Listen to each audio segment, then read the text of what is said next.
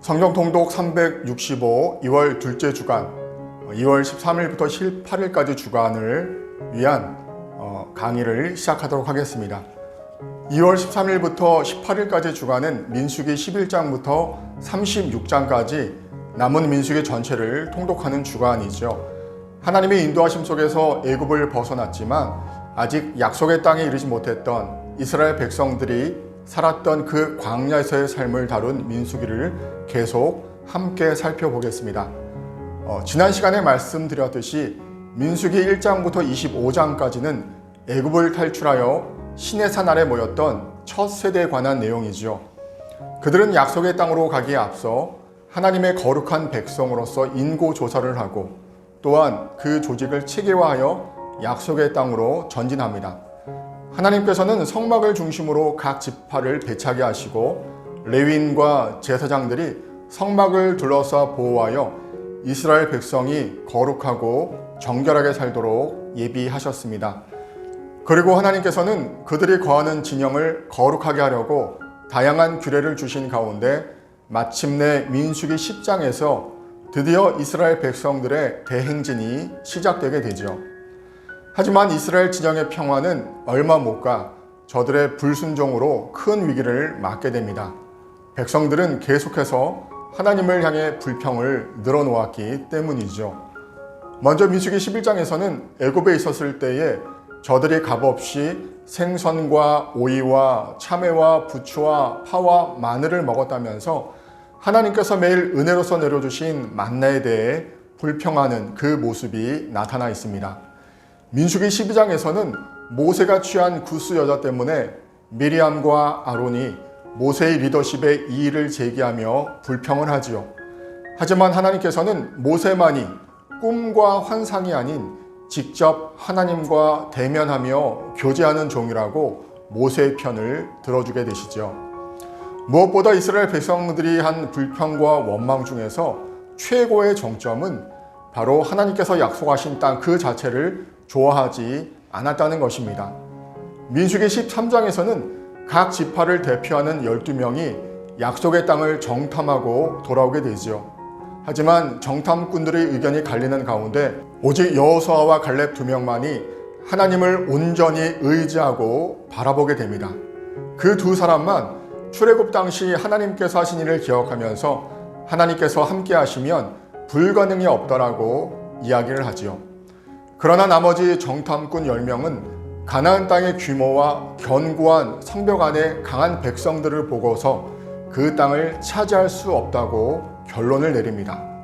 이에 온 회중은 소리를 높여 통곡하며 모세와 아론을 원망하게 되죠. 그들은 민수기 14장 2절에서처럼 우리가 애굽 땅에서 죽었거나 이 광야에서 죽었으면 좋았을 것을 이라고 말하면서 심지어 믿음으로 그들을 권면하려 했던 여호수아와 갈렙을 돌로 치려고 합니다. 그들은 약속의 땅에서 풍요롭게 살게 하시겠다는 하나님의 약속을 믿기보다 눈에 보이는 상황과 다수의 의견을 따르기로 한 것이죠. 그 결과 그들은 자신들이 그토록 두려워했던 죽음을 광야에서 맞게 될 것이라는 하나님의 선고를 받고 결국 그들이 불평한 그대로 광야에서 죽게 됩니다. 하지만 이런 이스라엘 백성들의 어리석음과 불순종에도 불구하고 하나님께서는 이스라엘 백성들을 버리지 않으셨습니다. 하나님께서는 그들 조상 아브라함과 이삭과 야곱에게 하신 약속을 신실하게 지키시는 가운데 그들 자손에게 땅을 주고 새로운 세대가 자라나서 불신앙으로 그 땅에 들어가지 못한 선조를 대신할 것이라고 맹세하십니다. 따라서 민수기 14장에서는 한 세대 전체를 향해 약속의 땅에 들어갈 수 없다고 하신 그 말씀이 나오고 민수기 15장에서는 약속의 땅에 들어간 후에 저들이 지키고 따라야 할 전반적인 규례를 가르쳐 주시게 되는 것이죠. 특히 민수기 15장 마지막에서는 이스라엘 백성에게 옷자락 끝에 술을 달아 하나님과 그의 계명을 기억하라고 명령하시는 장면이 나오게 됩니다. 특별히 이 명령은 모세가 민수기 14장에서 이스라엘 백성을 위해 기도할 때 언급됐던 내용이죠. 언약을 신실하게 지키시는 하나님의 크신 사랑을 의미하고 있습니다. 이스라엘 모든 백성은 옷자락 끝의 단수를 볼 때마다 하나님의 은혜 안에서 저들의 정체성, 즉 거룩한 나라와 제사장으로서의 정체성을 확인하게 되지요. 신실하신 하나님께서는 불순종한 광야의 첫 세계에게도 여전히 하나님 나라 백성의 정체성을 부여하시고 기억하게 하신 것입니다. 이스라엘 백성들의 불순종과 반역에도 불구하고 하나님께서는 크신 자비를 베푸셨지만 이스라엘 백성들은 여전히 불순종하는 모습을 보이게 되지요. 민수기 16장에서는 레위 족속 고라와 다단, 아비란 원이 당을 지어 모세를 거역한 모습과 이에 대한 벌로 땅에 갈라져 그들과 그들의 집과 재물이 삼켜지는 모습이 나타나 있습니다. 민수기 17장에서는 아론의 지팡이에서 싹이 나와 하나님께서 아론을 택하여 제사장으로 세우셨음을 증명하시지요. 그리고 민수기 18장에서는 제사장과 레위인의 직무를 추가 설명하시고 19장에서는 제사장들이 행하는 정결 의식이 소개되어 있습니다. 민수기 20장에서는 미리암이 죽어 신광야 가데스에 장사되는 모습과 물이 없는 상황 속에서 온 이스라엘 회중이 또다시 모세와 아론을 원망하는 장면이 나오게 되지요. 또한 아론이 호르산에서 죽음을 맞이하고 그의 아들 엘르아살이 대제사장이 되는 장면이 이어지게 됩니다. 민수기 21장에서는 앞선 20장에서 길을 열어달라고 부탁했지만 이를 거절했던 에돔 왕으로 인해 홍해 길을 따라 에돔을 우회했던 이스라엘 백성들이 힘든 여정 속에서 또다시 모세를 원망하는 장면이 나오게 됩니다. 이에 하나님께서는 불뱀을 보내셨고 많은 사람들이 죽게 되자 모세는 하나님께 기도를 드리죠.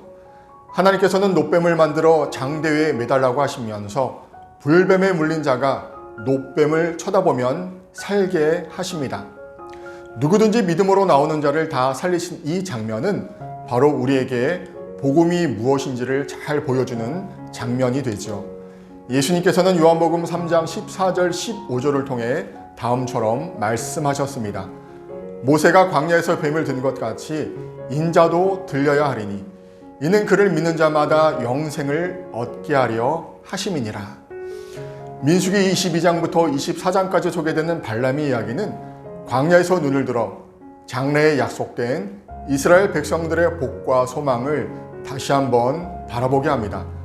한 별이 야곱에게서 나오며 한 규가 이스라엘에게서 일어나서 모압을 이쪽에서 저쪽까지 쳐서 무찌르고 또 셋의 자식들을 다 멸하리로다. 그의 원수 에돔은 그들의 유산이 되며 그의 원수 세일도 그들의 유산이 되고 그와 동시에 이스라엘은 용감히 행동하리로다. 주권자가 야곱에게서 나서 남은 자들을 그 성읍에서 멸절하리로다 라는 민수기 24장 17절에서 19절까지의 말씀은 이스라엘 장래에 대한 복된 예언의 말씀입니다. 무엇보다 이스라엘 백성의 현재뿐만이 아니라 장래에도 하나님 예비하신 소망이 있음을 잘 보여주는 말씀이기도 합니다. 이렇게 이스라엘 장래에 대한 놀라운 축복이 선포된 후에 매우 참담한 현실이 바로 이어지게 되지요. 민수기 25장에서는 애굽을 탈출한 첫 세대 백성들이 미디안 여인들의 유혹에 넘어가서 그들의 신인 우상 바알보올에게 절하는 죄를 범하게 되고 그 죄에 상응하는 하나님의 저주가 그들에게 나타나게 됩니다. 민수기 26장에서는 새로운 세대의 숫자를 지파별로 조사하지요. 민수기 초반에 그 선지의 수를 지파에 따라 조사했던 것과 똑같은 모습입니다. 하나님께서는 이전 세대를 완전히 멸하셨음에도 백성들의 총수는 거의 변하지 않은 모습이었습니다. 하지만 민수기 25장에서 지도자가 우상 숭배 죄를 범했던 시므온 지파만은 예외로 남고 그들의 수만 현저히 줄어드는 모습을 보여주고 있습니다. 민수기 17장에서는 새롭게 인구 조사를 마친 두 번째 세대가 가장 먼저 풀어야 했던 슬로보앗의 딸들에게 아버지의 유산을 물려주는 문제가 나오게 되지요. 여기서 문제는 아버지가 아들 없이 광야에서 죽었을 때에 그 딸들이 약속의 땅에서 유산을 받을 수 있는가라는 문제였습니다. 이 질문이 지닌 중요한 의미가 있지요. 먼저 슬로바 딸들이 자신들도 유산을 물려받을 수 있다고 믿고 있었다는 것입니다. 아버지가 이미 죽었고 딸들은 원래 유산을 받을 수 없었지만 약속의 땅에서 지파마다 물려받을 유산이 있다면 자신들도 그중 일부를 물려받아야 한다고 그들은 믿었던 것이죠. 이 문제의 중요성은 두 번째 세대 이야기가 마무리되는 민수기 36장에 다시 반복되는 모습으로 우리는 확인을 할 수가 있습니다. 민수기 18장에서는 매일 하나님께 드리는 상번제와 유월절 규례를 설명하고 있고, 민수기 29장에서는 나팔절과 속죄일 절기에 대해 설명하고 있습니다. 민수기 30장에서는 하나님께 올려드리는 서원의 규례에 대해 설명하고 있고, 31장에서는 각 지파에서 2,000명씩 택하여 미디안을 공격하는 승리하는 장면이 이어지게 되죠. 민수기 32장에서는 루벤 지파와 갓 지파가 요단 동편 땅을 달라고 하는 장면이 나오게 됩니다. 이스라엘 백성들은 먼저 요단강 동쪽을 정복했지만 정확히 말하자면 그것은 아브라함에게 약속하신 예비된 땅이 아니었습니다. 하지만 루벤 지파와 갓 지파는 약속의 땅에 들어가기 전에 이미 정복한 요단강 동쪽 편에 머물고 싶다고 하면서 이스라엘의 하나 되는 그 모습에 위기를 맞게 되지요. 하지만 이스라엘 민족은 적절한 타협 과정을 거치면서 이 위기를 해결합니다. 요단강 동쪽에 남겠다고 한 백성이 선발대로 먼저 가나안 땅에 들어가기로 하고, 가나안 정복이 확실히 끝난 다음에 요단강 동쪽으로 돌아와 자신들의 못에 유산을 받기로 한 것이지요. 민수기 33장부터 35장까지는 애굽에서의 탈출 이후의 그 여정을 돌아본 후에 하나님께서 모세에게 약속의 땅을 자세히 일러주시고 각 지파에 따라 분비하시는 장면이 나오게 됩니다.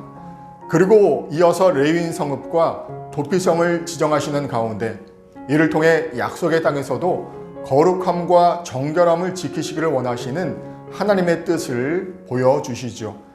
마지막 민수기 36장에서는 다시 한번 약속의 땅에서 자신들의 유산을 보존하기를 원했고 그 사실을 의심하지 않았던 슬로보앗의 딸들 이야기로 마무리됩니다. 하나님께서는 모세를 통하여 저들은 오직 그 조상 지파의 종족에게만 시집을 가서 이스라엘 각 지파에게 허락된 기업이 이 지파 저 지파로 옮겨지지 않도록 하시고, 아들 없이 아버지가 죽어도 그 기업은 딸들에게 물려받을 수 있도록 허락하셨습니다. 지금까지 살펴본 민수기 전체의 내용을 통하여 오늘을 살아가는 우리에게 적용할 그 의미는 무엇이 있을까요?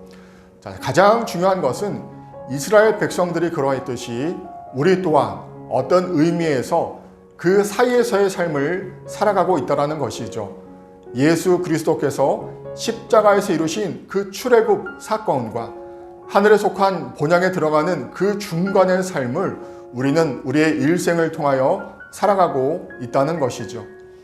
또한 이스라엘 백성처럼 우리 또한 광야에 서 있는 것을 보게 됩니다. 우리가 살면서 겪는 여러 시험들은 광야에서 이스라엘 백성들이 겪은 시험에 비교될 수 있죠. 광야 시대를 산 두 세대는 두 가지 다른 종류의 구분된 삶을 우리에게 보여주고 있습니다. 그래서 우리는 이스라엘 첫 세대가 그러했듯이 우리의 삶에 난관이 닥치고 고난이 있을 때에 하나님을 원망하며 불평할 수도 있고, 또한 두 번째 세대처럼 하나님 주시는 힘으로 내일을 바라보며 살 수도 있는 것입니다.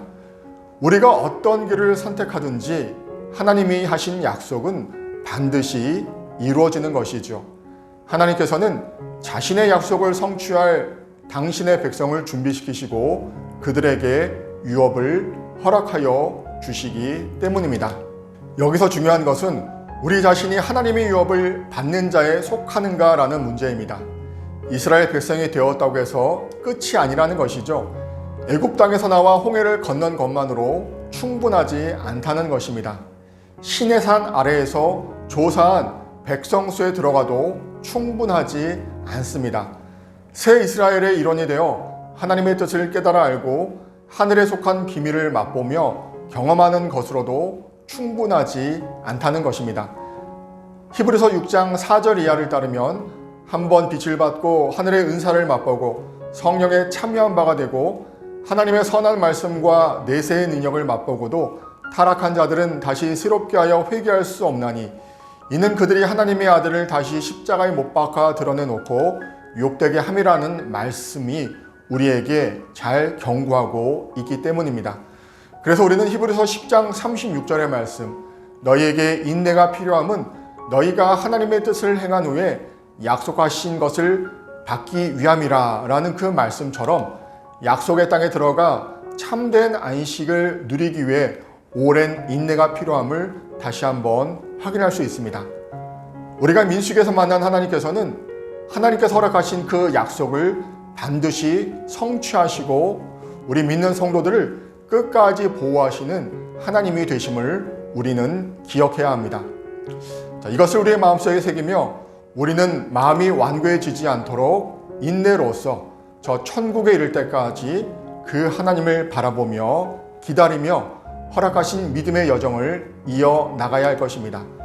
이번 한 주간도 말씀을 통독하고 묵상하며 그 가운데 예비하신 하나님의 은혜를 발견하고 그 말씀의 능력으로 하루하루 살아갈 수 있는 어떠한 상황 속에서도 인내로서 승리할 수 있는 우리 모든 서소문의 성도님들 되시기를 간절히 소망합니다. 감사합니다.